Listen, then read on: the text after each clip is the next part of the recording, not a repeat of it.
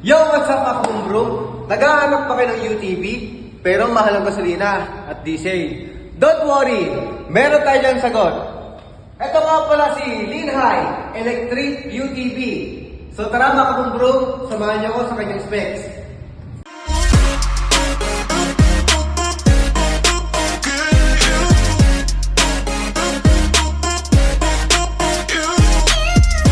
So mga kabum-bro, ito nga pala si Linhai LH50DO. For short, Electric UTV. So ang una po natin makikita dito kay Electric UTV ay ang kanyang headlights. Tapos ang kanyang signal lights. So buksan po natin para makita nyo. So yan. So ito po ang kanyang headlights. Stable po siya. Pag mag-highway po tayo, yan po siya. And then signal light. Sa kabila. Tapos meron din po siyang bypass. So yan. And then ang kanyang tire. So ito po ang tire niya is tubeless. Tapos nakamags na po siya. Yan. Tapos dito naman mga kabum-bro sa likod, mayroon tayo po dito makikita dam. Or pwede po tayo maglagay nyo ng buhangin, lupa, prutas, or kung ano man pwedeng ilagay dito. So ipaplex ko po sa inyo kung paano po siya. So pupush po natin ito para umakat po siya. Yan. Pwede rin po tayo dito mag-open sa likod. And good news, ito pong nakikita nating metal, pwede po siya i-open. So ibabalik lang muna natin ito. Yan. And then meron po tayo ditong lock. Saka dito sa likod. Yan. 1, 2, 3, pwede po siya ibaba. So baba natin natin.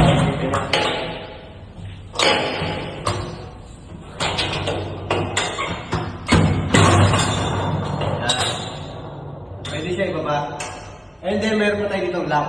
Kung gusto niyo po talaga ibaba itong stop. So ito. Kaya pwede natin siya ibalik. 1, 2.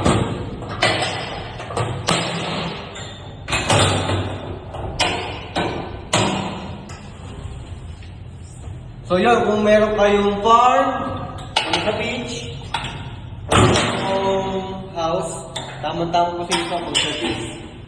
Kung may ka pinagamit, kung ano man. And good news, meron pa tayo ditong kabila ng trailer.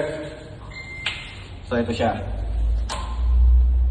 So mga kabum-bro, papasok po tayo sa Electric UTV. So may makikita po tayo dito, maliit na pintuan. So yan. And then, so dito po makita po natin yung kanyang steering. Tapos po ang kanyang switch ng signal light. Tapos ng kanyang headlight switch. Tapos ito po yung bypass. Yan. Signal light left and right. Tapos para po siya mabuksan ng unit, meron po tayo tinatawag na kill switch on and off. So una po, pull. And then sa ignition, open. So yan, open na po siya. So dito mga kabum-bro, ang makikita po natin dito kanyang panel gauge. Tapos meron po tayo ditong switch kung mag-drive tayo. Neutral. And reverse. Tapos kagandahan, meron po tayo ditong switch pang high gear and low gear. Kung sa patag po tayo, high gear. Kung aahan tayo sa bundok, low gear. Yan. Tapos dito sa panel gauge, makita po natin dito ang kanyang voltage, ang kanyang drive position, kilometers per hour, ilang percent na po ang kanyang power ng voltage or ng kanyang battery, total kilometers po or kanyang odometer, tapos yung RPM po niya. Tapos dito po may makikita po tayong hazard.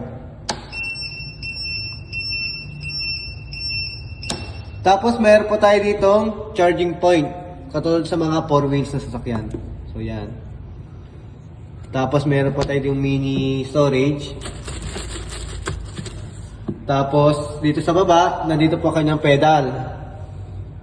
Brake and acceleration or kanyang go and brake. Tapos dito po ang kanyang busina. Tapos dito mga kabungbong, meron po tayong seat belt for the safety. Yan. Tapos po ang kanyang specs na battery is lead acid 150 amperes. Tapos po ang kanyang max distance is 50 to 60 kilometers range. Tapos po ang charging time po niya is 5 to 8 hours. Tapos mga kabungbong, ang kanyang braking system is disc brake or hydraulic disc brake. So makikita po natin dito ang kanyang disc brake and ang kanyang caliper nandito. So yan, front and rear disc brake na po siya. So mga kabungbong, sa mga naghahanap ng UTV na eco-friendly, ito na yan, Linay Electric UTV. Sa mga naghahanap ng UTV na ganito, pumunta na po kayo sa showroom namin. Ang address po namin ay sa Primea, Barangay San Roque, San Pablo City, Laguna. O search nyo na sa Google Map o Waze Map, UCM Laguna. So halina, mga kabungbong. Ano pa hinihintay nyo?